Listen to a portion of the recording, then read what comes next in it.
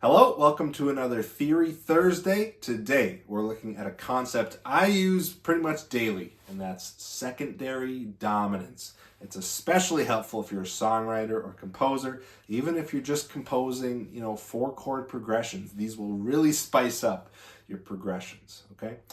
Today we're looking at how you build them, how you use them, why they work, and maybe where you can put them. So today I'm wearing my gold plaid tie, and I'm wearing my Casio. Actually, I don't know if we've seen this one yet. This is my Casio Marlin. It's also called the Casio Duro. So that's what that is. I got it because I was going on a cruise, and I wanted something waterproof. And it's rated for like 200 meters. It's like for divers. But I don't think I've been in water deeper than 3 feet with it yet. So anyway, today we're looking at secondary dominance. Excuse me. Let's go.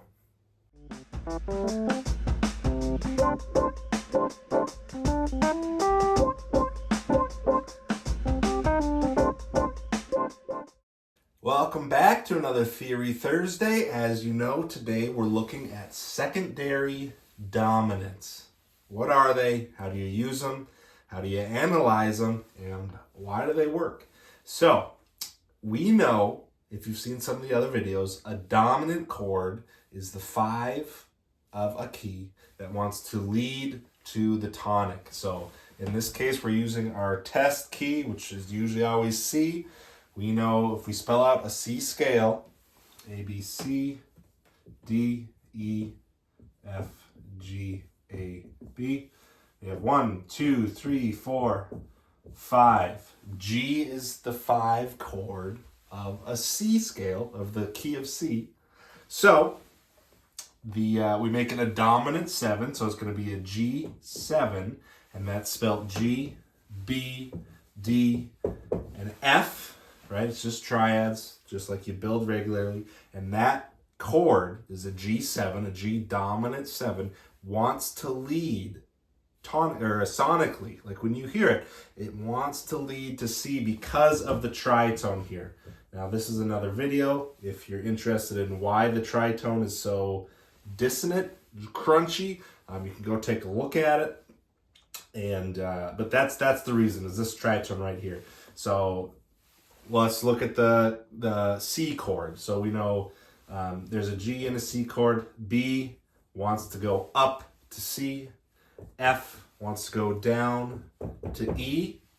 So there's our C chord, C, E, G, and then D could go either way. It could go down to C or up to E because it has to go 2 half steps no matter what. So it could go either way, but that's why G wants to go to C. G7 specifically wants to go to C because of this tritone right here. B wants to resolve up to C, and F wants to resolve down to E. So that's why it works. That's what we call a dominant 7th chord. It's the 5 of the key of whatever key you're in. It has to be a dominant 7, flat 7. So that's what that is. So that's what a dominant chord is. Now, what is this thing secondary dominance? Okay. So first of all, let's take a chord progression, a real easy one, like this: C, A minor, D minor, G7. Okay, we're in the key of C here, so let's analyze this quick. This is a 1 chord. This is a minor 6 chord. This is a 2 chord, and this is a 5 chord. 5, 7 to be exact, but there's going to be a lot of 7s today, so I'm not even going to write it. Okay, so it's a 5 chord at its root. Very common progression, especially in jazz. You'll see this 2-5-1 all the time, and especially the 6-2-5-1, because it is a chain of 5s. Forget about the minors for a second. G wants to lead to C, right? That's the 5. What's the 5 of G? It's a D. What's the 5 of D? It's an A. So when you hear it, it just makes sense sonically. Now, is there a way, excuse me, I'm just getting over a cold. Is there a way we can make this even more dissonant, even more compelling to the listener to want to hear that resolution. That's where secondary dominants come into play. So we already have one dominant chord here. We're in the key of C. The 5 chord is the dominant if you make it a flat 7, and that will lead here. But what else could we do? Well, we know that leads to there. What if we want to get a better chord to lead to the G7? Well, let's go back. What could we turn this into to make it more compelling to get to G? Well, we just mapped all this out. Let's just for a second pretend we're in the key of G. What's the 5 chord of the key of G? It's a D. So what would happen if we make this D7? Okay? So there's 2 ways you can analyze this. You could write this as a major 2, which doesn't happen in a regular major key, right? Because, if you take a look over here, the D minor occurs naturally in the key of C because it's D, F, A, right? All those notes, there's no sharps or flats. All those notes are in the key of C. That's why it occurs naturally. Now, a D7 would be adding a flat 7, be a C, but you have to make this F an F sharp. So that's why it's out of the key, but this dominant 7 will want to lead more. It's a more compelling chord to get to G. Now, how to analyze it? You can write down a major 2 like that in Roman numerals. Technically, that's correct. But the other way you could write it is this. 5/5.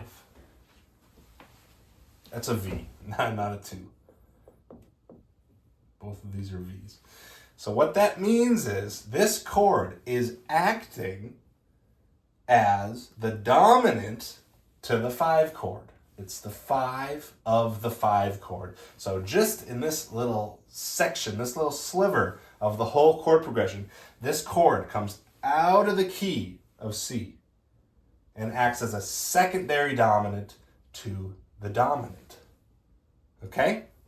So that's how you would write it. You could also write major 2, but if you're analyzing something like this, that is acting as a dominant to that. If this wasn't a G, that would be a totally different story because it all depends on the context, okay?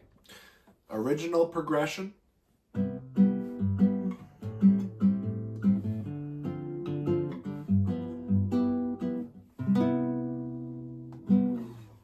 Here's the first level. So we're switching out the D minor with D7, or I'm going to play D9.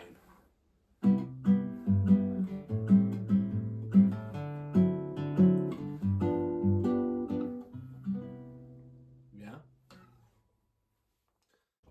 So let's keep going. Where else could we do something like this? Well, this is the same chord progression. Let's say you like the sound of D minor to G7. What you could do is take this out.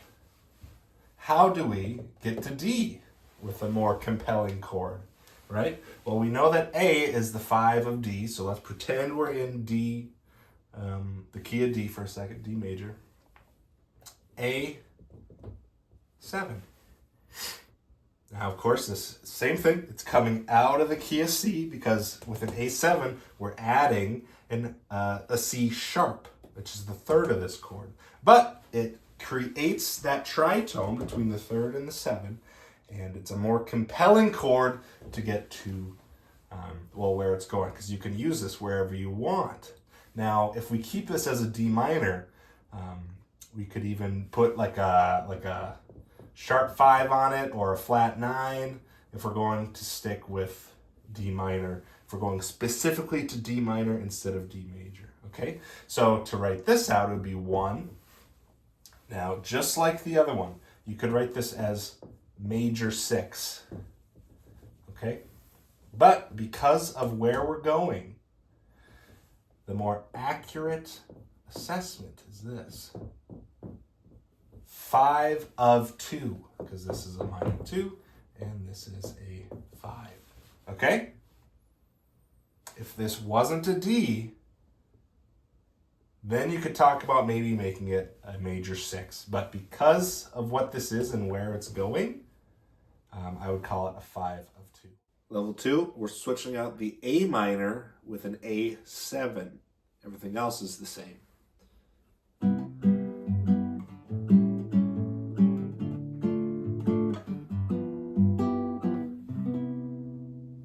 Now, since we're going to a D minor, let me put in a sharp 5 from a flat 13. And because that leads really well into D minor. Here's what that sounds like.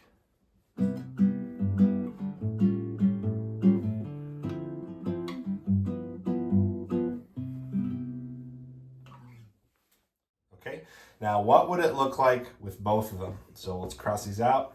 We'll do a 1, we'll do a 5 of 2, and then we'll do a 5 of 5. It would look like this: A7, D7, G7. So all major chords: C, A7, D7, G7. All right, so that's the first 3 levels of secondary dominances. You're taking a chord progression and you're saying, okay, where are we going? Can you work backwards to make the progression more compelling? Now, there is a limit to this.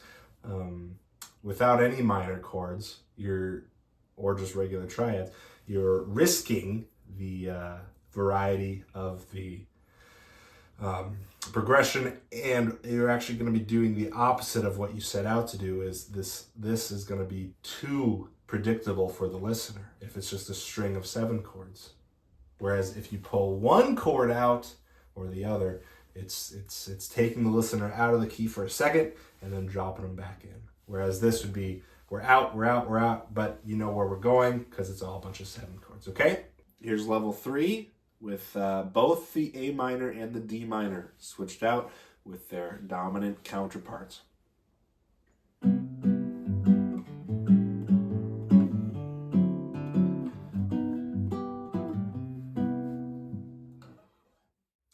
So what would this look like in the next level? Well, let's take a progression that's not in a pattern of fifths, okay? C, G, A minor, F. This is the most popular progression today in music, especially in pop, okay? We have a 1, we have a 5, we have a 6, and we have a 4. Okay, now there's 2 ways we could do this. Where are we trying to get to? Let's focus in on the A minor for just a second. And you know what, I should... Okay, there's 2 ways we can do this. Let's focus in on the A minor for just a second. Because G doesn't go to A minor doesn't go to F, and F doesn't go to C. So where can we put in another chord? Well, let's break this out into measures. Now, what you could do is completely take the G out, right? And replace it with the 5 of that, E7, right? Because E is the 5 of A. Make it a dominant, it's going to be compelling. So this would turn into, you could write major 3, but the more apt analysis would be 5 of 6. C, E7, A minor, F. So that E7 is going to drive your listener way more to that A minor. It's going to be a sweeter resolution. And just like the other ones, where it's just one chord, it's going to take you out for just that sliver of the progression and plop you back out. Now, what's the other thing you could do? Well, the progression was G, and let's say you don't want to change it too much. Split the measure up. Right? So if you have G for a whole measure, cut it into 2. G for 2 beats, E7 for 2 beats. And then this is 5 of 6. Yeah? So we can just split this up. So it'd be C, 2, 3, 4, G, 2, E, 4, A minor, 2, 3, 4, F, 2, 3, 4. Okay? So you can split a measure up, putting in that passing dominant chord, right? Okay, level 5, where we have our 1, 5, minor 6, 4 progression. I'm going to throw the E7 in there. First, I'll replace the G with the E7, so it's going to be C. Well, I'll play the progression first. How about that?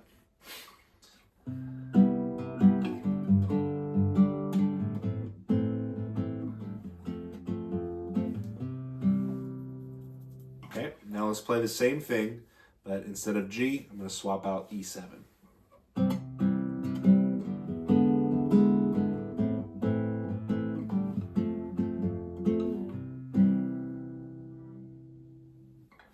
Okay, and lastly, I'm going to put in an E7 for 2 beats. So it's going to be C. I'm going to replace the G for 4 beats with G 2 beats, E 2 beats, and then A minor and F for the same. So I'm just sliding in that E7 in between the G and the A minor.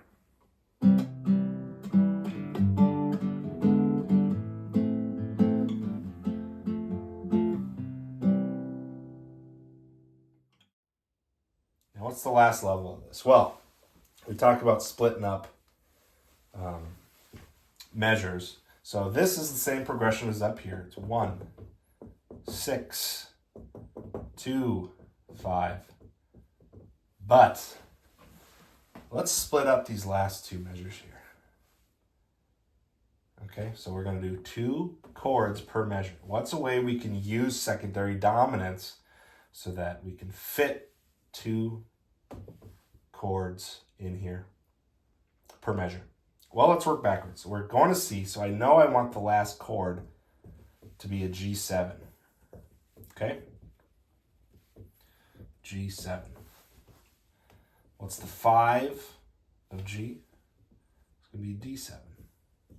Okay, let's keep working backwards. What's the 5 of D? A7. And finally, what's the 5 of E? Or A? E7. All right, so new progression here. C, A minor,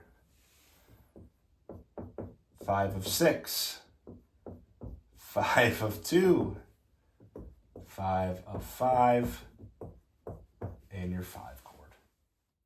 And the final level is the breaking out the last 2 measures into 4 chords instead of just 1 chord per measure. So it was C, A minor, D minor, G, and here's what that sounds like.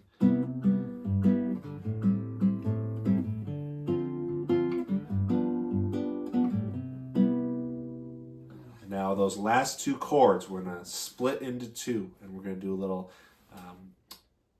rewind. We're going to go backwards and put in all the fifths. So it's going to be C, A minor, each for 1 measure. And then we're going to do E7 for 2 beats, A7 2 beats, D7 2 beats, and G7 for 2 beats. That's what this sounds like.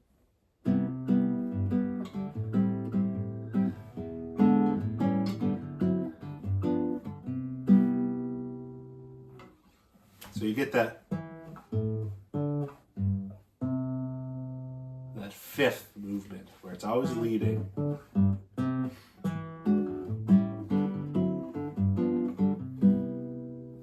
that's the power of secondary dominance. Okay, so that's the way you can chain together these fifths. They're called secondary dominants because what you're doing is every time you put in one of these secondary dominants, you're pulling the listener outside of your parent key, your tonic key center, right? Because if you're in the key of C, E7 has a G sharp in it. There's no G sharps in the key of C. A7 has a C sharp in it. D has an F sharp in it, right? And then, of course, G7 is in the key of C, and that's why we can go back. But it's a useful tool, especially for songwriters, if you want to modulate, if you want to, if you're stuck on a progression, you don't know what chords to use. Work backwards. If you know where you want to get to, if you know what you want your loop to start on, work backwards. If you know how many chords you want in there, just work backwards, just like this. I know the last chord should be a 5, and then just work backwards. So that's a little bit about secondary dominants. You'll find a ton of them in jazz, especially when you're going through bridges specifically, actually. So that's all I have today. If you have any questions, of course, as always, put them down in the comments and I'll do my best to get to them. But hopefully you learned some stuff today and you enjoyed it, and I'll see you for the next one. Thanks. Bye.